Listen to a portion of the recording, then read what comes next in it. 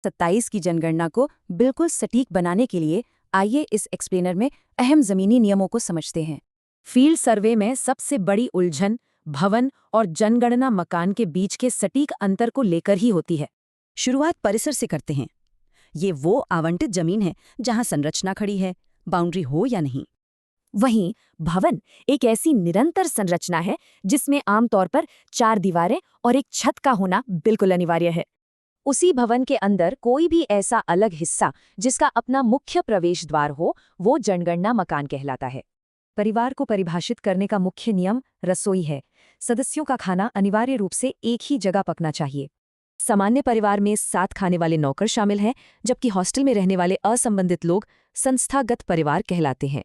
Flyover या footpath पर रहने वाले बेघर लोगों को अभी नहीं बल्कि अगले जनसंख्या गणना चरण में ही गिना जाएगा। अगर सड़क किनारे सटे पंक्तिबद्ध मकानों के मालिक अलग हैं, तो उन्हें अलग भवन और मकान ही दर्ज करें। इसी तरह अगर एक मल्टी स्टोरी अपार्टमेंट में 12 अलग फ्लैट हैं, तो वो एक भवन और 12 जनगणना मकान कहलाएंगे। अब सोचिए, अगर किसी एक ही भवन में 5 अलग दरवाजे हों पर वहां परिवार केवल एक ही रहता हो। चूंकि एक ही परिवार सभी कमरों का उपयोग कर रहा है, इसलिए ये सिर्फ एक जनगणना मकान होगा। लेकिन अगर एक भवन में 2 भाई घर बांटकर अलग रसोई चलाते हैं, तो वे 2 जनगणना मकान गिने जाएंगे। गांवों में सोने, पकाने और नहाने की अलग झोपड़ियां हों, पर परिवार एक हो, तो मकान एक ही होगा। ऐसी ग्रामीण संपत्ति की कल्पना करें जहां मुख्य घर के साथ एक ऑफिस और एक बंद पशुशाला भी है। यह कुल 3 अलग जनगणना मकान माने जाएंगे। ध्यान रहे, बिना 4 दीवारों वाली पशुशाला कभी मकान नहीं गिनी जाती।